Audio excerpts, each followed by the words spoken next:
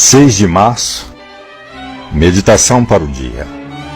Preciso trabalhar para Deus, com Deus e através da ajuda de Deus. Ajudando a realizar uma verdadeira irmandade de seres humanos, estou trabalhando para Deus.